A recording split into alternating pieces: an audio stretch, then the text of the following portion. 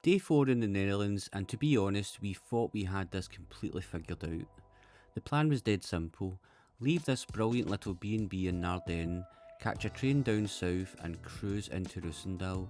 Up to this point, the Dutch transport system has been flawless. But life always has a way of testing you when you get comfortable.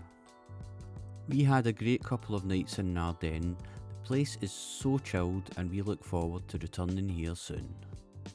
As we got closer to the station, we rolled through some seriously affluent suburbs. Beautiful streets, perfect cycle paths, well, mostly perfect. Even well-behaved Dutch drivers will creep into the painted cycle lane. Luckily, on these wee Bromptons, you only need about 2 inches of clearance to squeeze past. A minor hurdle for sure, but we had no idea that this tiny squeeze was absolutely nothing compared to the logistical nightmare waiting for us later in the day. Pulling up to the station, you're greeted by this lovely little community book swap right on the exterior. Honestly, what a touch. And look at the transport integration here. Seamless bus links right outside a fully combined bus and train hub. It makes you realise how brilliant European public transport is when it actually clicks.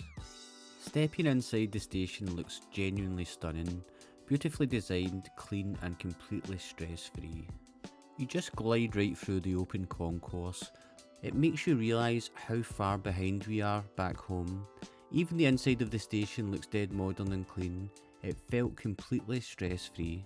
And after a 5-minute wait, we are on the train, safe, secure and ready to roll south towards Roosendaal, or so we thought. We sat down thinking we were home and dry. We had absolutely no idea the entire journey was about to completely implode. Everything was a dream until the ticket inspector arrived. He looked at our screens and dropped a bombshell. Our digital tickets weren't valid for today, July the 3rd. They were booked for July the 9th. Luckily, he was incredibly cool and gave us time to book the new ones on our phones while he moved down the carriage. But as we opened the transit apps to rebook, panic set in. The connecting train we needed to get all the way back to Roosendaal had completely vanished from the system. In a blind panic, we bailed at the very next station and hopped on a train bound for Rotterdam, hoping to find a route from there.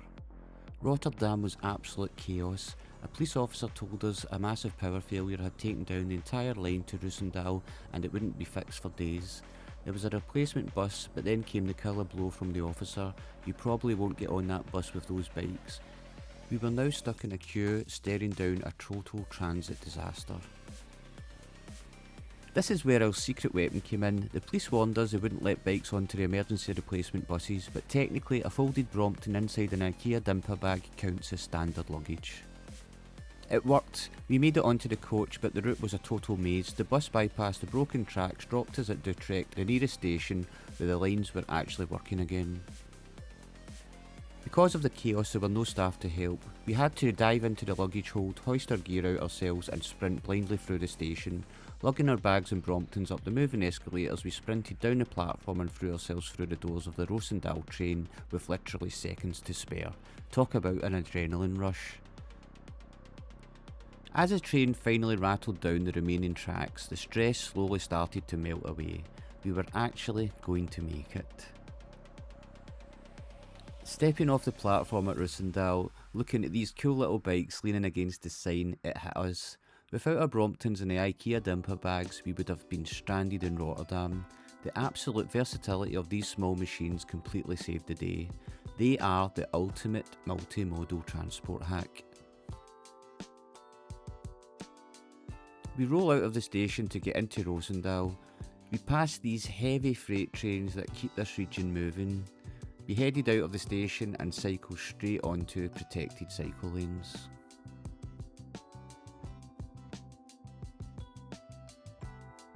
Cycling down the street, the relief was on my face. Sure, our folding bikes have saved the day, but a reality check was about to take place, as our loft apartment meant humping them up 3 flights of tight, winding Dutch staircases, because there is zero chance we are ever leaving these precious machines chained up in the street overnight.